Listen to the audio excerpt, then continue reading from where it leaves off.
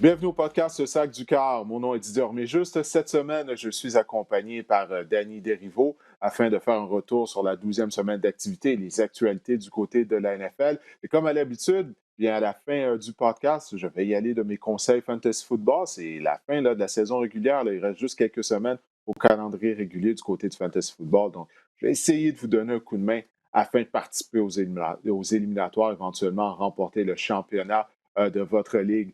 Danny, bon, c'est toujours des week-ends mouvementés du côté de la NFL. Toutefois, la 12e semaine d'activité n'est toujours pas terminée en raison de la pandémie, en raison de la COVID. On va y revenir à tout ça. Premièrement, on va commencer avec le match du lundi soir qui mettait aux prises les Seahawks de Seattle aux Eagles à Philadelphie. Ça a été une victoire des Seahawks. Encore une fois, bon, du côté de Carson Wentz, ça a été un match rempli de hauts et de bas, pas mal plus de bas. Premièrement, écoute, c'est quoi ton résumé? Qu'est-ce que tu as retenu de cette rencontre? Ben, pas vraiment de surprise de ce côté-là. Tu sais, on s'attendait à une victoire de Seattle. C'est plus une question de comment ça allait se passer. On sait que Philadelphie avait des problèmes en protection du carrière. Donc, plusieurs fois, on a vu Carson Wentz se faire brasser 6 sacs du corps. Carson Wentz a été comme il a été depuis le début de la saison. Donc, il semble avoir beaucoup de misère à Philadelphie à trouver des solutions aux problèmes qui sont récurrents. On voit des problèmes là, qui reviennent semaine après semaine et il ne semble pas avoir de solution. On n'est pas capable de s'ajuster pour corriger ces problèmes-là. Et du côté de Seattle, bien, on avait hâte de voir est-ce que Seattle, offensivement, allait être capable de mieux protéger Russell Wilson. Je pense qu'ils ont réussi à faire ça contre quand même une bonne unité, une bonne ligne défensive là, de Philadelphie qui lui a permis de faire des gros jeux puis de constater DK Metcalf contre Darius Slay, un des bons Ouais. demi de coin de la NFL. 10 attrapés, 177 verges. Ils ont montré vraiment l'ampleur de son talent là, hier soir. Ah oui, absolument. Écoute, puis moi, j'en reviens toujours pas là, il y a quelques semaines lorsque les Seahawks avaient joué contre les Rams.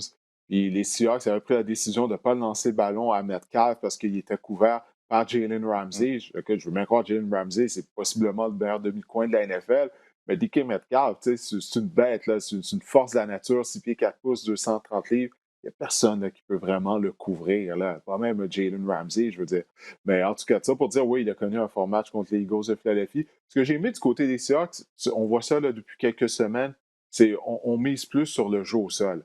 T'sais, on demandait à Russell Wilson de mettre sa cape de Superman en première moitié de la saison, puis éventuellement, bon, Russell est humain, il a été victime de revirement, il a connu une mauvaise séquence, mais là, avec Carlos Hyde et surtout Chris Carson, qui effectue un retour au jeu, ben là, on a plus d'équilibre du côté de l'attaque des Seahawks, on enlève la pression sur le jeu aérien et Russell Wilson. Là.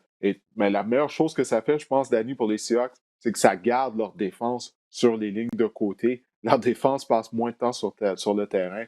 On a vu durant la rencontre, on a montré des statistiques.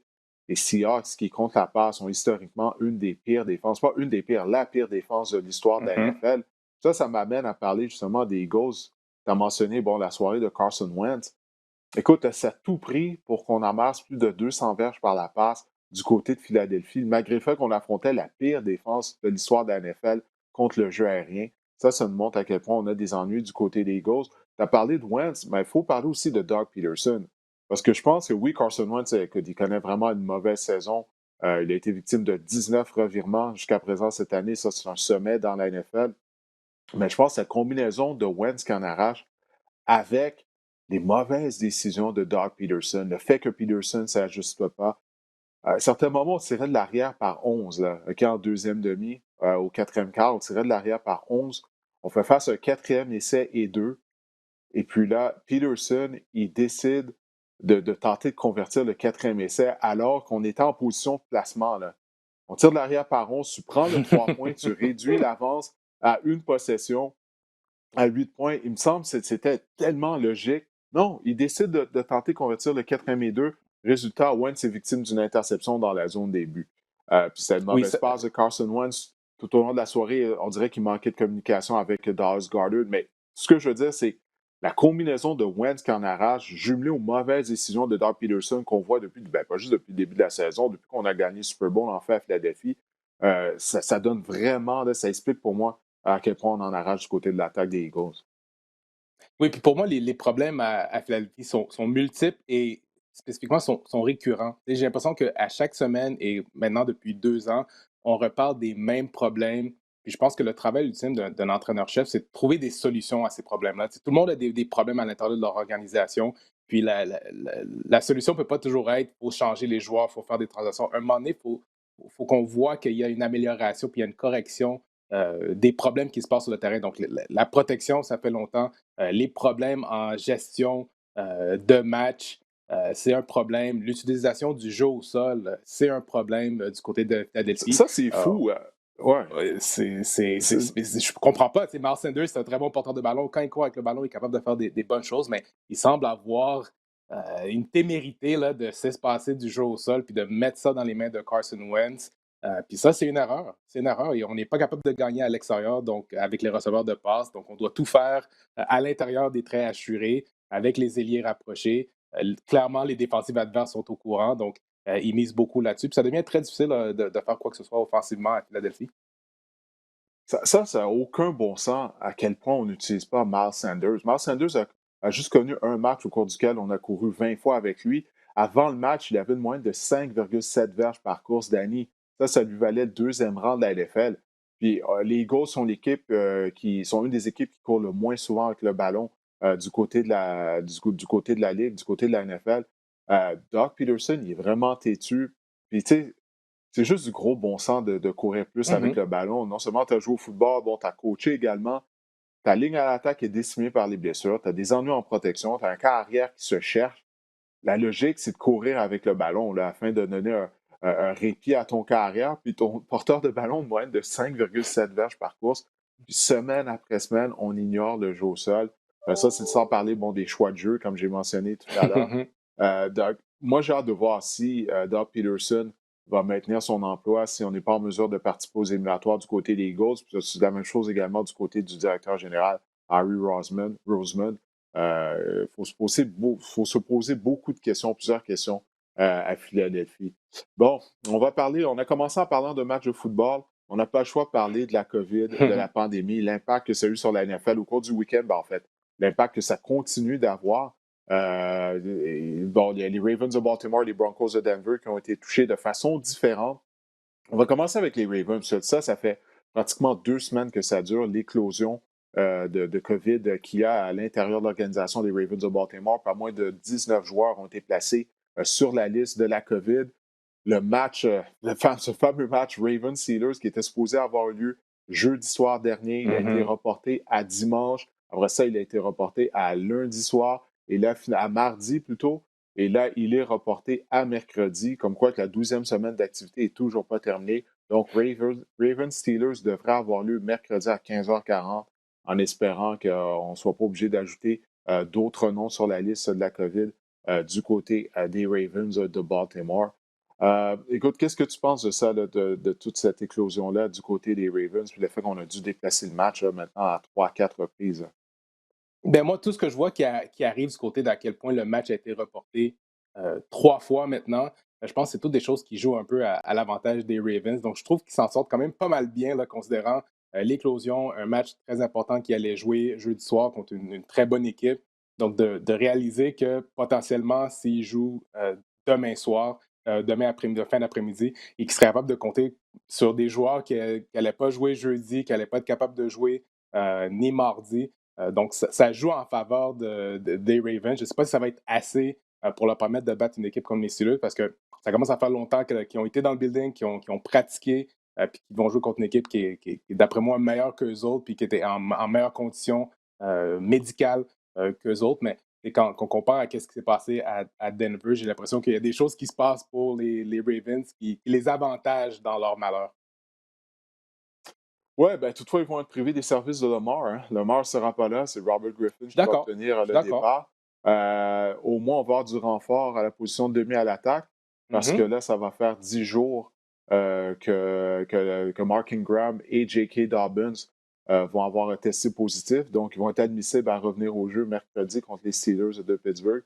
Mais ouais, avec Robert Griffin au poste de quart, mais c'est pas juste Robert Griffin, c'est qu'il va manquer plusieurs joueurs partant étant donné qu'il y en a plusieurs qui se retrouvent sur la liste de la COVID. Donc, ça, c'est vraiment pas une bonne nouvelle lorsqu'on s'apprête naturellement à affronter la seule équipe invaincue de la NFL. Mais c'est une situation qui est différente à Baltimore que celle qu'on a vue à Denver. Du côté des Ravens, il y a une éclosion. Du côté des Broncos, il n'y a pas d'éclosion. Comme on sait, Jeff Driscoll, carrière substitut, lui, il a testé positif. La raison pour laquelle les Broncos n'avaient pas de carrière, c'est que les carrières ont tenu une réunion, puis au cours de cette réunion-là, on n'a pas porté le masque. Alors, c'est la raison pour laquelle on les a placés sur la liste de la COVID, puisque Jeff Driscoll participait à cette réunion-là. Donc, on a été en contact avec lui. La NFL n'a pas pris de chance. On a suivi le règlement, le protocole à la lettre du côté de la NFL. Et c'est la raison pour laquelle bon, on s'est ramassé avec le pauvre Kendall Linton à la position de carrière du côté des Broncos de Denver. Et puis là, je lisais justement, là, avant qu'on commence l'enregistrement du podcast, que Drew Lock, Brett Rippon et Blake Bortles seront de retour à l'entraînement mercredi du côté de Denver. Les trois ont testé négatif. Mais tout de même, toi, qu'est-ce que tu as pensé là, de la décision de la NFL de quand même présenter le match? Parce que du côté des Broncos, on espérait que la NFL allait repousser la rencontre afin de permettre aux carrières, justement, de sortir de la liste de la COVID et de pouvoir jouer. Qu'est-ce que tu as pensé de la NFL? Parce que clairement, la NFL voulait passer un message lorsqu'elle a forcé les Broncos à jouer sans carrière.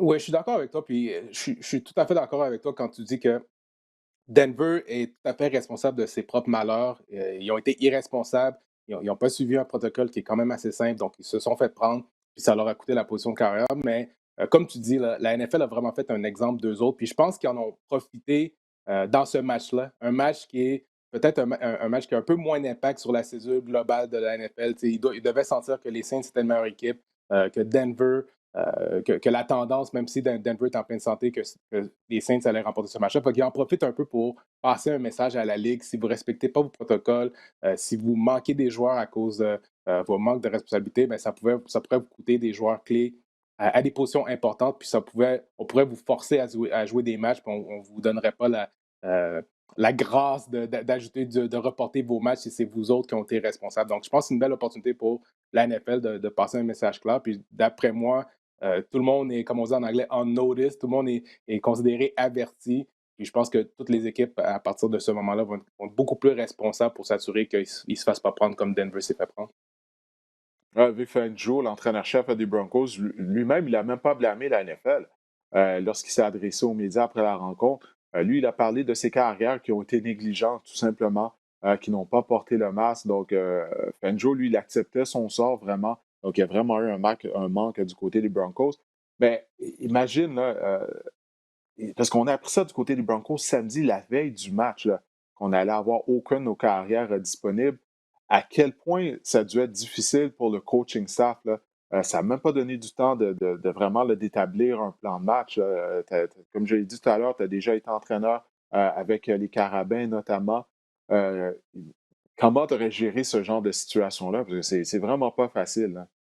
Ben, avec le manque de temps, hein, c'est une situation qui est quasi impossible. Du moment que tu sais qui va être ton carrière partant, de ce que j'en comprends, Kendall Hinton a eu aucune répétition comme carrière, aucun temps de meeting tangible là, pour exécuter un plan de match. Puis à quel point un système offensif est capable d'aller chercher en arrière les vidéos de Kendall Hinton quand il a joué carrière pour voir c'est quoi ses forces, c'est quoi ses faiblesses, qu'est-ce qu'il est capable de faire et le coaching staff offensif d'adapter ce qu'il faisait déjà offensivement à ce que Kendall Hinton est capable de faire sur le terrain, puis 100 ans pour le pratiquer sur le terrain physiquement, puis après ça, oh oui, on embarque sur le terrain contre une des meilleures défensives de la NFL, les Saints.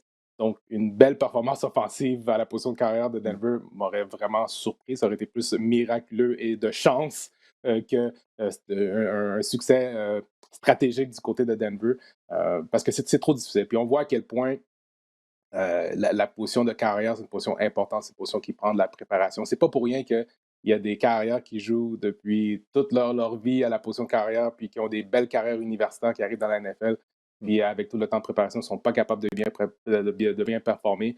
Donc, quelle chance qu'il y avait le pauvre Hinton là, de se présenter dimanche puis d'avoir une belle performance. Ouais, 1 en 9. Il a été en mesure de compléter seulement une passe. Il a été victime de 2 interceptions. Sean Payton, l'entraîneur-chef des Saints, il ne s'est pas cassé la tête en attaque, hein. On a couru avec le ballon. On s'est dit, si on ne commet pas d'erreur, on est garanti de gagner ce match-là, étant donné que les Broncos n'ont pas de carrière. Le résultat, c'est que Taysom Hill a amassé seulement 78 verges par la passe. Moi, j'avais hâte à ce match-là, avant, bien sûr, qu'on apprenne que les Broncos seraient privés de leur carrière, parce que La défense des Broncos est quand même bonne. Vic Fangio, c'est un bon entraîneur en défense, un ancien coordinateur défensif. Donc, j'avais hâte de voir la performance de Taysom Hill. Là, bon, il a amassé juste 78 verges par la passe. Je ne suis pas certain qu'on peut tirer une conclusion de sa performance, mais la semaine prochaine, on va affronter les Falcons d'Atlanta. Ça va être la deuxième fois qu'on va jouer contre les Falcons avec Taysom Hill au poste de quart. On a des bonnes vidéos sur Hill. Moi, j'ai bien hâte de voir le genre de performance qu'il va offrir contre les Falcons. C'est une des choses que je vais surveiller le week-end prochain. Toi, qu'est-ce que tu as pensé de sa performance et du plan de match de Sean Payton? Ben moi, je pense que la performance de Taysom Hill est un peu inquiétante. Tu sais, on parle, le test 1, Taysom Hill, c'était contre Atlanta, c'était à domicile, donc dans des conditions pas mal optimales. Tu sais, le beau temps, il n'y a, pas de conditions météorologiques. Là, tu vas jouer à Denver contre une meilleure défensive, le climat devient un enjeu. Il semblait faire un peu plus froid, donc c'est un peu plus, des conditions un peu plus difficiles pour exécuter le jeu par la passe. Les deux matchs de Taysom Hill, euh, plus de sacs du corps, tu sais, 3 sacs du corps à chacun des deux performance. Quand on compare à quand c'est Drew Brees dans la mêlée, je pense qu'il y avait 9 ou 10 sacs du corps en 10 matchs. Donc, il y a quelque chose qui se fait systématiquement qui fait en sorte que peut-être que Taysom Hill il retient moins le ballon, peut-être qu'on appelle des jeux différents, peut-être qu'il s'expose plus à la pression que des contre-performances. Puis on voit contre Denver, le niveau d'efficacité n'est pas aussi bon que contre Atlanta. Il y a lancé une interception. Il y a 2 matchs maintenant, Taysom Hill, où est-ce qu'il n'y a pas une passe de toucher par la passe. Donc, est-ce qu'on peut penser que la carrière du futur des Saints va être une carrière qui n'est pas capable de menacer les équipes verticalement avec son bras puis exécuter des passes pour faire des touchés? Est-ce qu'il va toujours être simplement un carrière avec qui on peut faire des jeux au sol, du QB power, du QB option, puis improviser quand les options de receveur de passe ne sont pas disponibles? Est-ce que c'est ça vraiment que Sean Payton recherche comme le futur remplaçant de Drew Brees? Je ne suis pas certain. Donc, ça va être très intéressant de voir, encore une fois, la semaine prochaine contre Atlanta. Ça va être sa deuxième opportunité. Il va les avoir vus, mais Atlanta aussi devrait être beaucoup plus près, spécialement considérant comment ils ont joué la semaine dernière contre les Raiders. Donc, d'après moi, une défensive qui va sentir qu'ils vont arriver là avec beaucoup de momentum, beaucoup de sentir très bien à propos de comment ils jouent sur le terrain, puis ils vont affronter Taysom Hill pour la deuxième fois. Ouais, moi, je demeure sceptique à l'endroit de Taysom Hill. En tout cas, on va voir. Il faut attendre le week-end prochain contre les Falcons, voir le genre de performance qu'il va offrir. Il a inscrit 2 touchés au sol contre les Broncos, mais j'imagine que ça va prendre plus que ça contre les Falcons. C'est une rivalité de section, puis là, les Falcons en doivent une aux Saints. Parce que ce serait intéressant de voir cette Mhm. rencontre-là. Et les Chiefs, ils ont battu les Buccaneers 27-24, mais la marque finale n'indique pas du tout l'allure de la rencontre. À certains moments, Casey menait par 17 points. Bon, Tyreek Hill a connu un match incroyable, 13 réceptions, 269 verges, 3 touchés, 3 passes de touchés pour Patrick Mahomes, accompagné de 462 verges par la passe. Mais moi, qu'est-ce qui m'a laissé incrédule, ça a été le plan de match. En fait, l'absence de plan de match du côté de la défense des Bucks contre Tyreek Hill. Explique-moi ça. Tu affrontes un des meilleurs receveurs de passe de la NFL, un des joueurs rapides, un des joueurs les plus rapides de la ligue. Puis tu essaies de couvrir en man-to-man, en couverture homme à homme, pendant toute la rencontre ou à peu près. Oui, c'est très surprenant, puis c'est très décevant du côté de la défensive de Tampa Bay, qui est, tu sais, sur papier, c'est une des bonnes défensives qu'on a dans la NFL. Puis au début de la saison, ils jouaient très bien. Ils étaient très bons à arrêter le jeu au sol, mais dans les 2 dernières semaines, ils se sont vraiment fait exposer, là, point de vue la tertiaire, puis aussi à quel point ils sont incapables de mettre la pression sur le carrière. Là. Ça fait 2 semaines de suite là, que pas de sac du corps contre Jared Goff et les Rams. Ils ont donné 1 million de verges contre Cooper Cup et Woods. Hmm. Encore une fois, c'est la semaine dernière contre Patrick Mahomes, pas de sac du corps, on n'est pas capable de mettre de la pression, on expose nos demi-défensifs, donc ça donne encore une fois 1 million de verges dans la tertiaire. Puis les plans sont déficients, ils ne sont pas capables d'enlever les grosses menaces du côté adverse parce qu'ils n'ont pas le bon plan, incapables de défendre les formations Delta des Rams il y a 2 semaines, puis là, incapable d'avoir un bon plan contre Tyreek Hill. On essaie de jouer en press man-to-man, on est incapable de mettre nos mains sur lui, puis on joue en press, on met un maraudeur en arrière, mais les deux ne sont pas capables de maintenir l'intégrité de leur leverage, leur profondeur sur Tyreek Hill. Donc, le plan est déficient, puis on n'est pas capable de s'ajuster une fois qu'on réalise que le plan est déficient. Donc, c'est une grosse source d'inquiétude là, qui ajoute aux problèmes qu'ils ont déjà offensivement là, du côté de Tampa Bay. Oui, ben c'est ça. Parlons-en justement là, des problèmes du côté de l'attaque. Oh, bon, Tom Brady a été victime de 2 interceptions, encore une fois. Euh, écoute, on en parlait avant le début de la saison. Est-ce qu'on allait est-ce que ce mariage-là allait fonctionner entre Tom Brady et Bruce Arians? Parce que le système de Bruce Arians, c'est un système qui est complètement différent de ce que du système dans lequel Tom Brady se sent à l'aise, dans lequel le système Tom Brady a joué avec les Patriots de Nouvelle-Angleterre. Bruce Arians, bon, il a la réputation comme quoi il aime prendre des paris, il aime tenter des longues passes. Brady, c'est pas ça sa force, surtout pas à 43 ans. On sait que Brady, il aime se débarrasser rapidement du ballon, Mhm. aime compléter des passes au demi à l'attaque en sortant du champ arrière, au demi inséré. C'est pas pour rien que Wes Welker et Julian Edelman terminaient là, pratiquement avec plus de 100 réceptions à tous les ans. C'est ce que Brady aime faire. Là, Bruce Arians, il va de commentaires pratiquement toutes les semaines. Encore une fois, après la défaite contre les Bucks, il dit ah, ben, Tom a des ennuis à faire les bonnes lectures. Continuellement, il critique Tom Brady. Moi, je trouve que Bruce Arians, il parle beaucoup. Là. Pour un gars qui a gagné juste un match en éliminatoire en carrière, il parle énormément. Mais en même temps, là, il y a une raison pourquoi Jameis Winston a été victime de 30 interceptions l'année dernière. OK? C'est pas juste la faute de Jameis. C'est qu'Arians, Bruce Arians refusait de s'ajuster. Il continuait de demander à Winston de faire la même chose alors que Winston, ça ne marchait pas. Je veux dire, du moins, il était constamment victime d'interceptions. Là, il semble qu'il ne veut pas s'ajuster à Tom Brady, qui est juste le meilleur carrière de l'histoire de la NFL en passant. Toi, qu'est-ce que tu penses de ça? Qu'est-ce que tu vois du côté de Brady et de cette relation-là avec Bruce Arians? C'est juste qu'il semble qu'on ne s'entend pas sur la philosophie à avoir du côté de l'attaque des Buccaneers de Tampa Bay. Moi, je pense que c'est tout à fait une erreur. Puis les problèmes offensifs à Tampa Bay sont d'ordre stratégique parce que ça ne peut pas être à cause d'un manque de talent sur le terrain.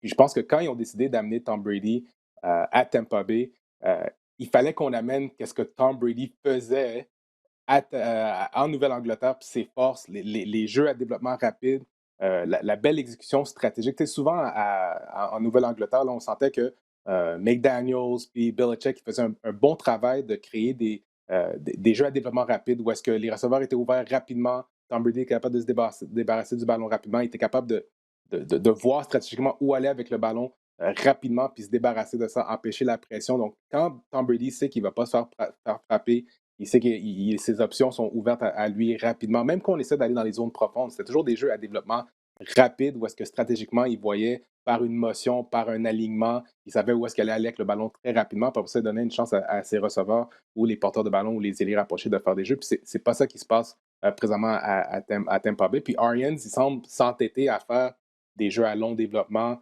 Tom Brady recule dans la pochette, doit faire des lectures, doit attendre, attendre, attendre. Puis souvent, j'ai l'impression par le langage corporel de Tom Brady, il lance des passes, mais pas avec la conviction qu'il pensait que ça allait vraiment fonctionner. Puis il était vraiment d'accord avec qu'est-ce qui se passait stratégiquement devant lui. Je vois pas ça avec lui. Là. Je vois souvent, il lance des passes, puis il y a comme la réaction, là, les deux mains dans les airs, puis la réaction le doute dans sa tête. Il n'y a pas beaucoup de conviction dans ce qu'il fait sur le terrain présentement. Puis d'après moi, c'est parce qu'il y a une divergence là, avec qu'est-ce que Tom Brady est bon à faire, qu'est-ce qu'il aimerait ça faire sur le terrain, puis qu'est-ce qu'on lui demande de faire à chaque semaine. La marque des bons entraîneurs, c'est de s'ajuster à leur personnel. C'est de demander à leurs joueurs de faire qu'est-ce qu'ils font de mieux. C'est pas de leur imposer des choses à faire qui ne fonctionnent pas avec leur force. Puis ça, Puis c'est surtout, continuellement qu'est-ce que Arians demande mais à Brady. surtout dans le cas où est-ce que tu n'as pas amené un joueur de deuxième année à Tampa Bay, tu as Mhm. amené un joueur qui est 17, 18, 19 années d'expérience dans la NFL, un gars qui a remporté 6 Super Bowls, qui a plein de victoires en série. Dans le fond, c'est ça que tu amenais à Tampa Bay. Tu n'amenais pas quelqu'un à qui tu allais réapprendre à jouer au football puis réapprendre des nouvelles stratégies offensives. Là. Donc, il fallait presque que tu dises à Tom Brady, amène ton livre de jeu, dis-nous qu'est-ce que tu veux qu'on fasse, on va s'adapter à toi. C'est de cette manière-là que ça va fonctionner pour nous. Là. Oui, non, exactement, je suis d'accord avec toi. Là, ça fait en sorte que les Buccaneers ont maintenant perdu 3 de leurs 4 derniers matchs. Ils peuvent oublier de rejoindre les Saints en tête de la section. De toute façon, les Saints ont balayé la série de 2 matchs entre les deux équipes. Mais écoute, si je crois qu'on va être en mesure de participer aux éliminatoires du côté des Bucks, mais je crois pas qu'on va faire des dommages toutefois lors des matchs d'après-saison parce que, écoute, là, on est rendu à la 12e semaine d'activité.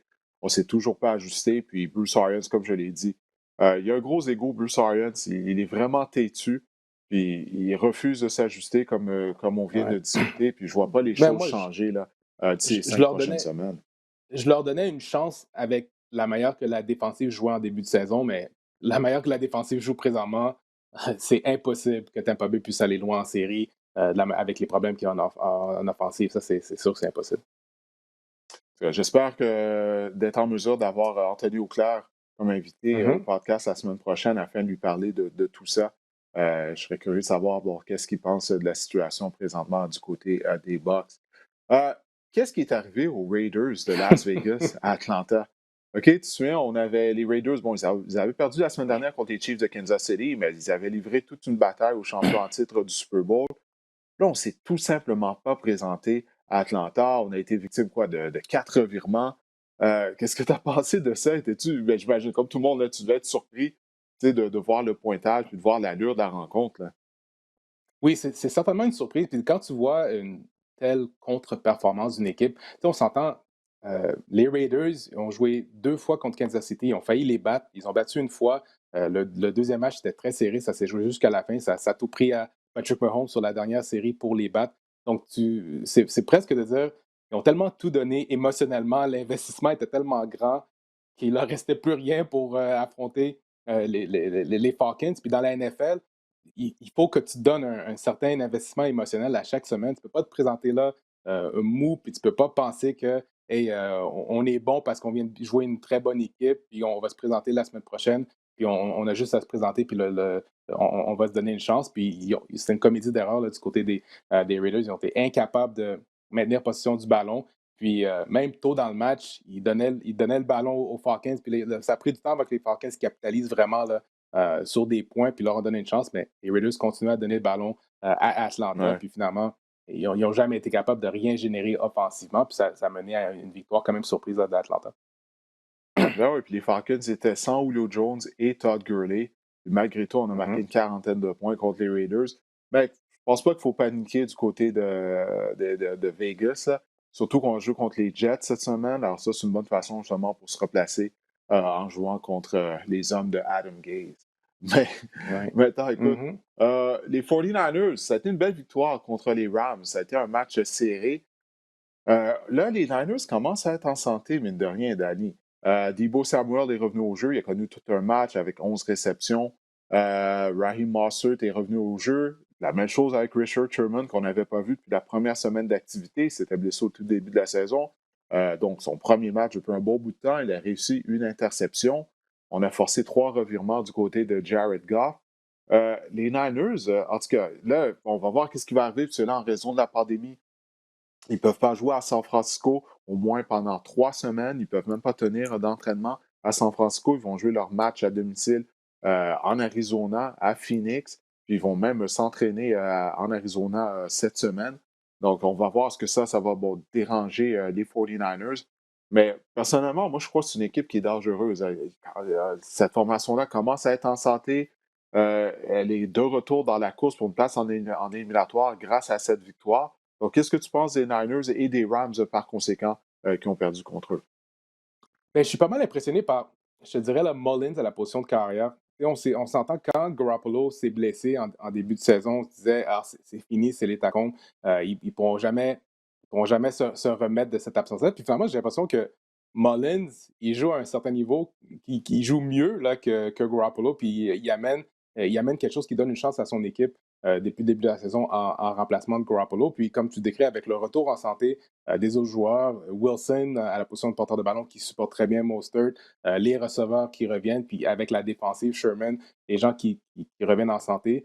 Peut-être qu'ils vont être capables de brouiller les cartes. Est-ce que c'est une équipe qui peut se rendre loin en série? Je ne suis pas certain, mais certainement quelqu'un qui part la porte d'en arrière qui pourrait revenir puis surprendre une équipe là, qui baisse sa garde un peu comme les Rams ont fait. Puis quand je regarde le déroulement du match, j'avais un peu un flashback de le match de Miami contre les Rams où est-ce que Goff retenait le ballon, il y avait des problèmes de Hmm. protection, il se faisait frapper, il forçait le ballon dans le trafic, ça causait des émissions, ils ont donné des points défensifs du côté ils ont donné des points à la défensive de San Francisco.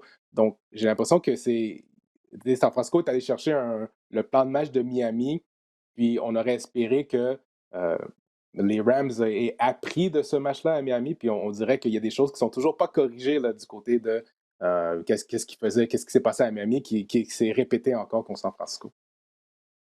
Ouais, si les Niners sont en mesure de participer aux éliminatoires, juste ça, ça va être un bel exploit en raison de Mhm. tous les blessés qu'on a eus depuis le début de la saison. Et puis là, bon, en plus, comme je viens de dire, la pandémie qui fait en sorte que là, on doit s'expatrier en Arizona. Mais pour Jared Goff, il a été victime de 3 revirements depuis le début de la saison, Danny. 14 revirements du côté de Jared Goff. Ça lui vaut le deuxième rang de la NFL. Il y a juste Carson Wentz qui a fait cadeau du ballon à l'adversaire plus souvent que Jared Goff cette année. Puis après la rencontre, d'ailleurs, Sean McVay ben, il a reconnu que Jared Goff se doit, là, les revirements, il doit arrêter ça. Il ne peut pas faire cadeau du ballon comme ça à l'adversaire. Parce que comme ça a mentionné, le match à Miami, je me souviens bien, il avait été victime de 4 revirements lors de cette rencontre-là. Si je me souviens bien, il y avait un de ses échappés qui avait été recouvré Mhm. pour un toucher. Donc ça, Jared Goff, ça demeure la raison pourquoi il y a bien des gens qui ne veulent pas croire aux Rams, moi inclus, parce que d'une semaine à l'autre, tu ne sais pas qu'est-ce que tu vas avoir du côté de Jared Goff, surtout s'il joue au sol, il n'est pas en mesure de se mettre en marche. Bon, je sais que la semaine passée, il avait bien fait contre les Buccaneers, même si le jeu au sol n'avait pas fonctionné.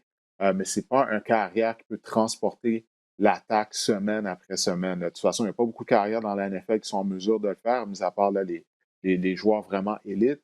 Mais du côté de Jared Goff, ça commence à être inquiétant, là, le fait qu'il commet autant de revirements. Ça va être quelque chose à surveiller s'il va pouvoir mettre fin à ça au cours des prochaines semaines. Il y a eu des congédiements. Hein. On ne perd pas de temps du côté de la NFL. Alors, bon, plutôt, cette saison, Bill O'Brien s'est fait congédier. On a fait le ménage à Atlanta.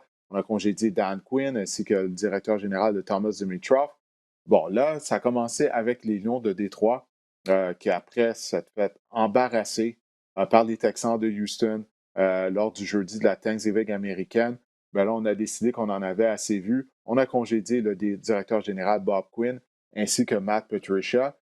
Les Jaguars de Jacksonville, eux, ils ont perdu dimanche contre les Browns de Cleveland. Tout de suite après la rencontre, ben là, ça a été au tour du DG Dave Caldwell de se faire indiquer la porte de sortie. Euh, on va commencer avec les Lions.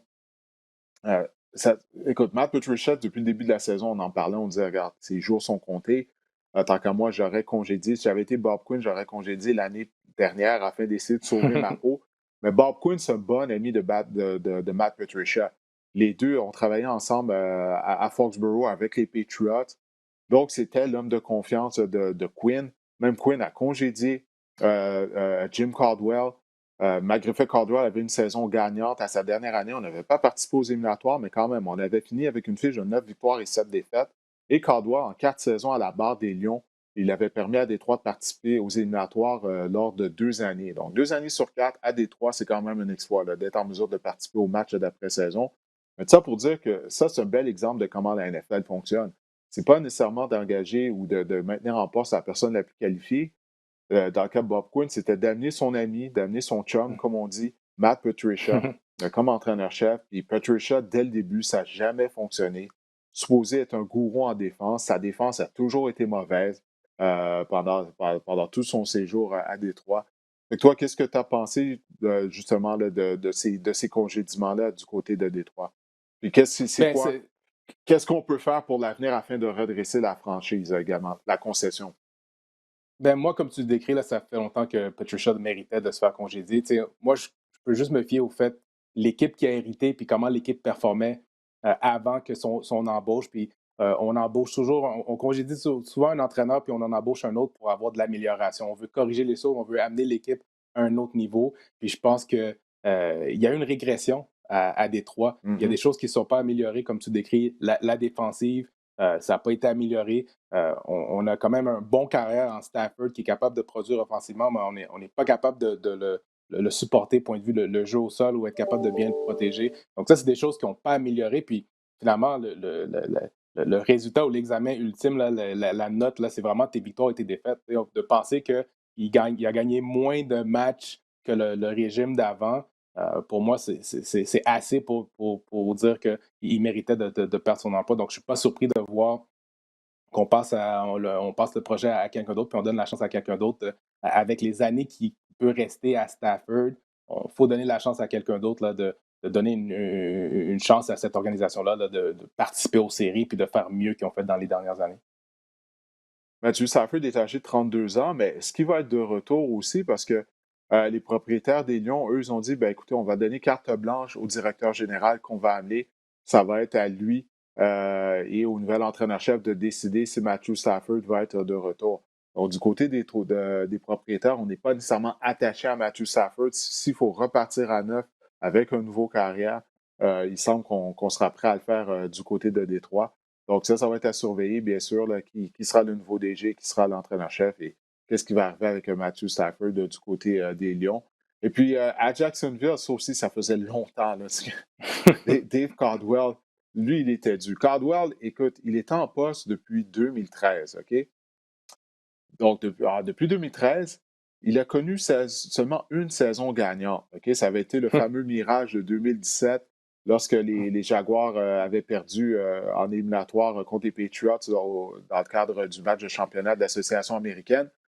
Mais ça a été sa seule saison gagnante. Toutes les autres saisons, depuis que Dave Caldwell était le DG à Jacksonville, Danny, les Jaguars ont perdu minimum 10 matchs. Oh Imagine, gosh. pense à ça. Minimum 10 matchs à tous les ans, mis à part en 2017. Donc, ça affiche 39 victoires, 86 défaites, OK, à Dave Caldwell. Ça, c'en est un autre qui aurait dû être congédié l'année dernière, certainement. Puis lorsque tu regardes ses repêchages, les choix de première ronde, bon, Blake Bortles, on sait que ça a été un flop. Il a échangé Dante Fowler. Il a échangé Jalen Ramsey, Leonard Mhm. Fournette libéré.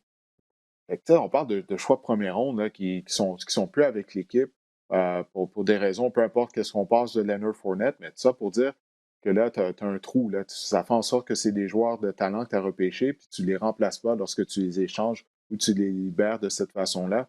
Mais je pense que la plus grosse erreur de Dave Caldwell, il y en a fait plusieurs, mais ça a été lorsqu'il a décidé de donner une prolongation de contrat à Blake Bortles parce qu'il n'était pas obligé de le faire. Et c'est une cinquième année au contrat de Bortles, son année d'option.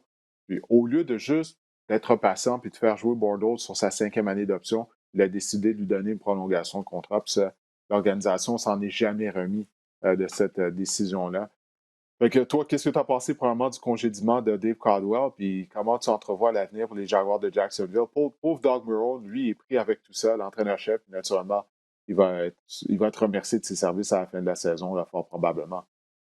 Ben oui, mais moi, je trouve que ça dort au gaz là, du côté de Jacksonville, là, du côté des propriétaires, puis les gens qui sont au-dessus là, du directeur général à Jacksonville, parce que ça fait longtemps qu'il y a de la médiocrité, et ça fait longtemps qu'il y a des erreurs qui se passent, puis de voir que dans une ligue qui est souvent tellement assoiffée là, de performance, puis de victoire, puis d'accès aux séries, puis il semble avoir des organisations dans la NFL qui sont beaucoup moins patients puis qui donne pas 10 ans à un directeur général de s'améliorer, puis de faire puis des deuxièmes, des troisièmes, des quatrièmes chances.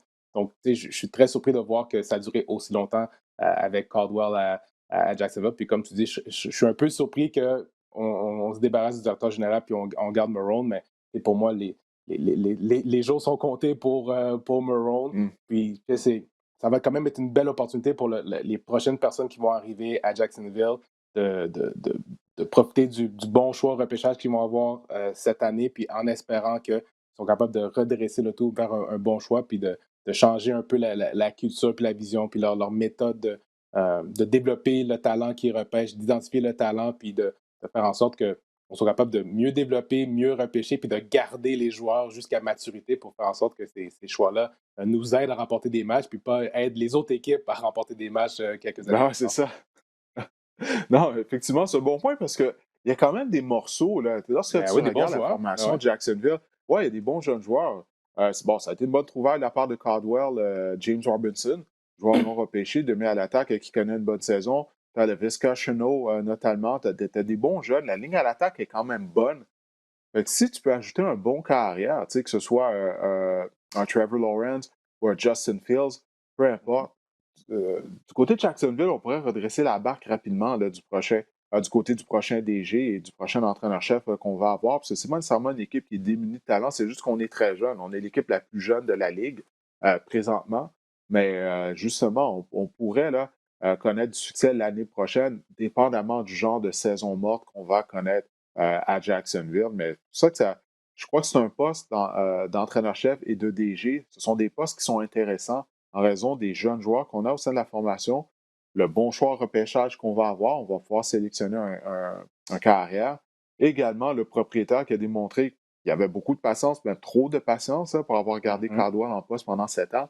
Mais au moins, tu as comme une sécurité d'emploi si tu travailles à Jacksonville, puisque le Exact. moindrement que tu vas connaître du succès, on va te garder en poste. D'après toi, quelle autre équipe pourrait amener des changements? Là? Qui pourrait être le prochain entraîneur, chef ou directeur général à être congédié? Ben évidemment, tu sais, on en parle depuis le début de l'année à New York. Je pense que Gaze, c'est probablement le prochain que tout le monde connaît. Mais il y en a trois que j'ai notés là. Euh, je pense du côté des Chargers. Tu sais, je pense à qu'est-ce qui se passe Hmm. avec Anthony Lynn. Je pense que c'est quelqu'un qu'on doit sérieusement considérer puis évaluer son travail du côté des Chargers. Est-ce que c'est la meilleure personne à mener la nouvelle ère là, à Chargers avec Justin Herbert? Tu sais, je regarde sa gestion d'avance dans les dernières semaines, sa gestion de Ben, temps, est-ce que tu as vu fin la. de match. Ouais, c'est C'est ça, j'allais te inquiétant, qu'est-ce qui se demander en passe fin de là semaine, avec là, Lynn. c'est. C'est inquiétant. Ouais, non, Fait que, vraiment, écoute, en fin de semaine, là, à Buffalo, c'était vraiment ridicule, là, la façon qu'il a géré la fin de la première demi, puis la fin de match. Euh, Écoute, puis après ça, il était sans réponse pour justifier ses décisions lorsqu'il a rencontré les médias après la rencontre. Ça, c'en est une autre, Josh. Je parlais de l'emploi de Jacksonville qui était intéressant, mhm. mais écoute, avec les Chargers, là, t'as un des carrières les plus talentueux là, en termes d'atouts Tous les physiques en morceaux sont Justin là. Herbert. Là. Ouais. Ouais, ouais, ouais, Tous les morceaux vraiment. sont T'as beau. là avec les Chargers. Bosa, Ingram en défensive. Mhm, Ils ont Herbert, comme tu le décris. Là. Puis à cause de leur fiche, ils risquent d'avoir quand même un bon choix repêchage l'année qui s'en vient. Donc, si jamais il y avait un changement de garde aux Chargers, moi, je pense qu'il y a beaucoup d'entraîneurs qui vont lever la main pour aller dans cette direction-là parce que la carrière et un carrière de franchise est déjà identifié là. Sinon, j'ajouterais à Philadelphie puis à Chicago. C'est deux personnes, là, Nagy puis mhm. Peterson, d'après moi. Il faut changer de leadership dans ces deux organisations-là. Là. Ça fait trop longtemps qu'il y a les mêmes problèmes et c'est des deux individus qui ne sont pas capables de trouver les solutions à ces problèmes-là. Donc, pour moi, c'est le temps de donner la chance à quelqu'un d'autre. Ouais, c'est fou, les Eagles, parce qu'ils écoute, ils ont gagné le Super Bowl en 2017, mais depuis, je crois qu'on joue pour 500 ou on est un match en dessous de 500, en tout cas, je ne me souviens pas exactement. Mais écoute, moi, je ne serais pas surpris, effectivement, si Doug Peterson perd son emploi. Même le DG, Harry Roseman, il va être intéressant de voir, là, parce que si on participe pas aux éliminatoires, OK, il y a trois boucs émissaires, OK, du côté des Eagles. Il y a Carson Wentz, Doug Peterson et Harry Roseman. Wentz Mhm. va être de retour en 2021 à cause de son contrat. On ne peut pas Son le contrat, libérer, ouais, sinon ça exactement. coûte On cher. ne peut pas, on peut pas se permettre de le libérer, on ne peut pas l'échanger à cause de son contrat. Donc là, il reste Roseman et Peterson.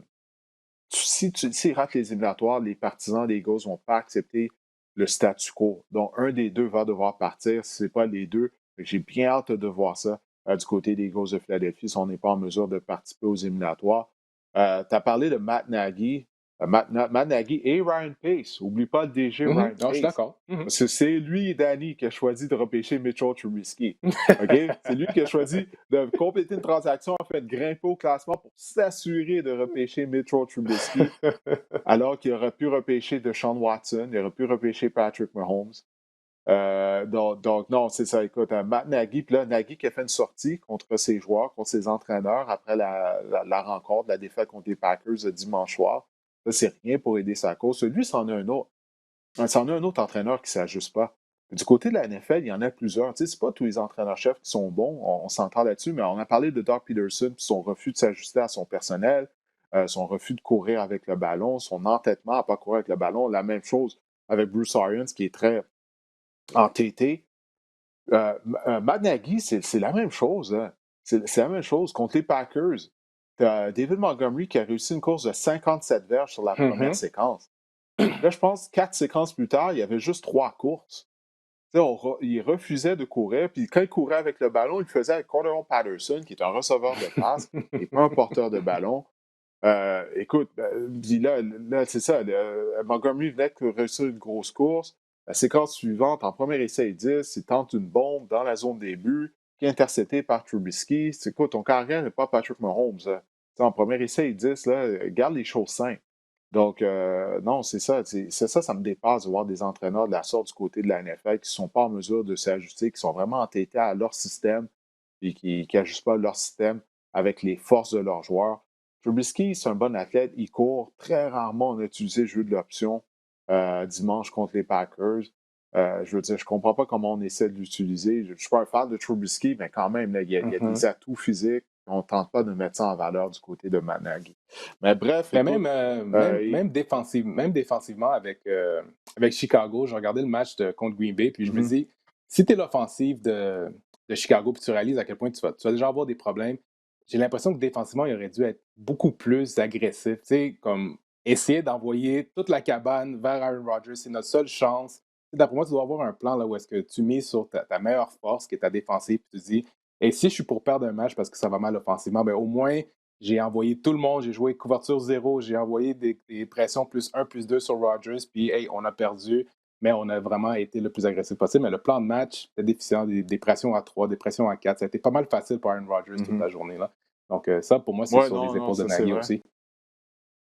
Ouais, non, ça c'est vrai. En plus, il manquait Hakeem Hicks. Fait que même on a été capable de courir le ballon avec succès du côté des Packers. Ben, bref, on a fait ce qu'on voulait là. Du côté de l'attaque Mhm. de Green Bay, c'est pas mal ça. Mais non, en tout cas, j'ai bien hâte de voir ça. Parce que là, Chicago, ça fait 5 défaites de suite. OK? On était 5-1 à un certain moment. Là, on C'est a eu vrai, 5 défaites de c'est vrai. suite. On est rendu 5-6. Puis je vois pas comment les choses vont s'améliorer. Donc, si on finit la saison sans être en mesure de décrocher une autre victoire, on ne pourra pas garder Matt Nagy en poste. On va devoir amener des changements. Là, si on termine l'année sur une séquence de 8 défaites de suite ou quelque chose comme ça, perdant 8 de nos 10 derniers matchs, quelque chose du genre. En tout cas, ça va être à surveiller. Ben écoute, Danny, on a fait le tour. Je te remercie d'être passé au Plaisir. podcast. Écoute, on va se revoir, toi et moi, ben, à la fin de la semaine. On est supposé présenter un match de football universitaire américain samedi, Ohio State contre Michigan State, samedi On midi croise sur les les doigts. ondes de RDS. On se croise les doigts. Ben oui, ça, les Buckeyes n'ont pas joué la semaine dernière. Ils ont une éclosion de COVID, mais là, je lisais avant de commencer l'enregistrement du podcast, semblerait, du côté des Mhm, Buckeyes, mhm. on veut jouer, il semblerait qu'on sera en mesure de jouer. Mais on va être privé de notre entraîneur-chef parce que lui, il va Mhm. toujours être en quarantaine si on joue. On va voir. Si le match est reporté, ben, on va présenter une autre rencontre qui mettra aux prises Auburn à Texas A&M, A&M qui est classé dans le top 5 quand même. Alors, on va avoir un bon match de football universitaire à présenter Yes. samedi à midi. Puis avant ça, je veux juste rappeler aux gens soit qui regardent le podcast ou qui l'écoutent, que des changements qu'il va y avoir du côté de la NFL, j'ai fait allusion à ça, si mon ordinateur veut coopérer, bien sûr. Ces matchs-là, toutes ces rencontres-là, bien sûr, seront présentées sur les ondes de RDS. Ravens Steelers, mercredi après-midi à 15h40, sera présenté sur les ondes de RDS. Puis tu as vu pourquoi le match est à 15h40 et pas en soirée? Non, non, non. À cause de c'est Réseau NBC qui va présenter le match, mais en soirée, ils ont déjà prévu de diffuser au Rockefeller Center à New York, lorsqu'ils allument le sapin de Noël, là, le gros sapin de Noël. Ben ça, c'est une émission. C'est la 88e édition de cette émission-là. Fait qu'ils ont déjà ça dans la grille horaire. Fait que c'est pour ça que le match Ravens Steelers va être présenté mercredi à 15h40. Imagine-toi. Fait que là, en raison de ces changements-là, il n'y aura pas de match jeudi. Washington va affronter les Steelers lundi, le 7 décembre. Fait que ça va faire en sorte qu'il va y avoir 2 matchs présentés lundi. Donc, Washington Steelers à 17h. Et ensuite de ça, les Bills qui vont jouer contre les 49ers à 20h. Bills 49ers en Arizona. Ça, il n'y a rien qui reflète mieux la saison 2020 que ça. Et Cowboys-Ravens, qui était supposé avoir lieu jeudi, ben ça va avoir lieu mardi prochain. Donc, on va avoir du football lundi et mardi soir prochain. Ce match-là va être présenté à 20h. Donc, tous ces matchs-là, ça pour dire que tous ces matchs-là seront diffusés sur les ondes de RDS. Alors ça, au moins, c'est une bonne nouvelle. Fait que, ben, Danny, je te souhaite de passer une bonne fin de journée. Puis on se Merci à toi voit aussi. samedi. Puis on va voir quel match on va décrire ensemble samedi. Ça Allez, attention marche. à toi. Bonne fin de journée. Ciao. OK, ciao. Le premier joueur que je vous conseille de cibler au niveau du waiver wire cette semaine, ben, c'est le demi à l'attaque des Raiders de Las Vegas, Devontae Booker. On sait que Josh Jacobs est ennuyé par une blessure à une cheville. Il semble que Booker devra obtenir le départ cette semaine dans le champ arrière des Raiders. Devontae Booker, mine de rien, il a maintenu une moyenne de 5,9 verges par course depuis le début de la saison en tant que demi à l'attaque numéro 2. Là, il va être le demi à l'attaque numéro 1. Et en plus de ça, les Raiders vont affronter les Jets de New York, la pire équipe de la NFL. Alors, Devontae Booker, ben, je crois qu'il devrait connaître une bonne semaine. On sait que les Raiders ont une bonne ligne à l'attaque. On aime courir avec le ballon du côté de John Gruden. On a perdu la semaine dernière, donc on va vouloir rebondir. Donc, je m'attends à une bonne performance des Raiders en général contre les Jets, naturellement, mais également un bon match de la part de Booker, si c'est bel et bien lui qui obtient le départ dans le champ arrière. Alors, Booker, définitivement à cibler, surtout si vous êtes un propriétaire de Josh Jacobs. Alors oui, allez chercher Devontae Booker s'il est disponible dans votre ligue. Un autre demi à l'attaque que ça vaut la peine de cibler, c'est Cam Akers des Rams de Los Angeles. Akers, au cours de l'été, il faisait beaucoup parler de lui. Là. Au niveau du fantasy football, il y avait beaucoup d'espoir qui avait été fondu sur lui, qui avait été fondé plutôt sur lui. C'est un demi à l'attaque recru, un produit de l'Université de Florida State. Il est talentueux, mais on ne l'a presque pas vu cette année. Ça, sans raison, bon, des bonnes performances en champ arrière des Rams de Darrell Anderson et de Malcolm Brown. Et en plus de ça, Akers s'est blessé. Là, il est de retour au jeu.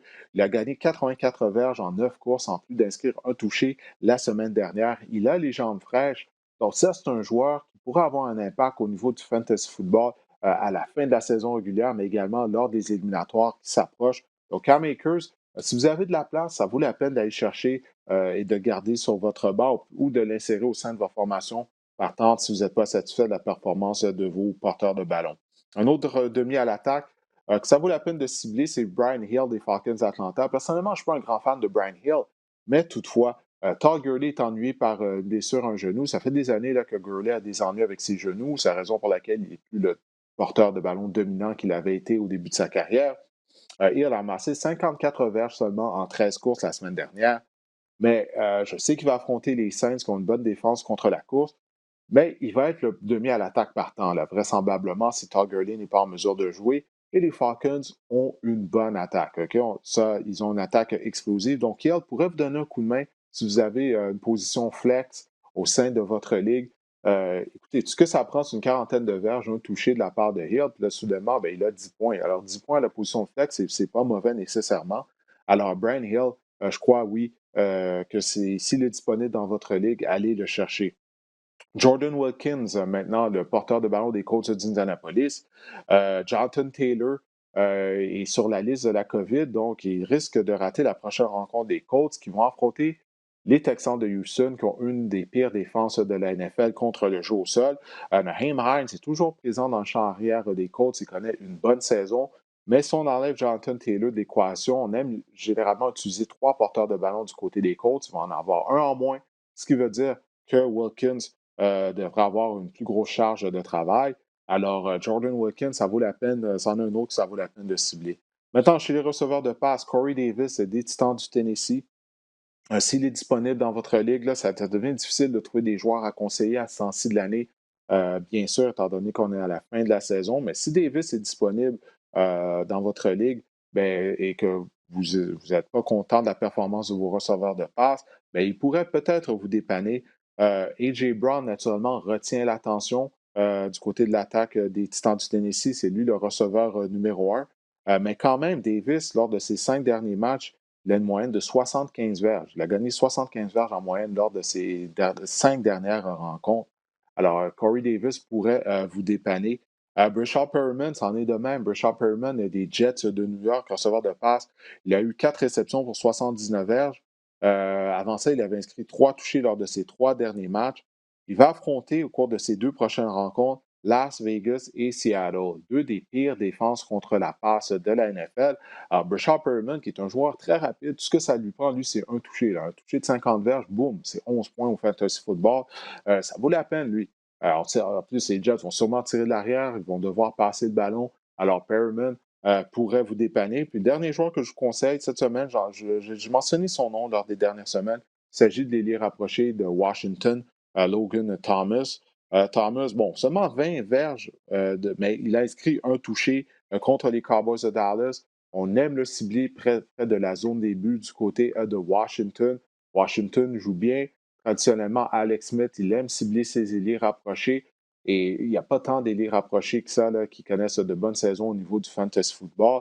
Alors, Logan Thomas, ça pourrait être un joueur, encore une fois, qui pourrait vous aider durant cette fin de saison au niveau du fantasy football.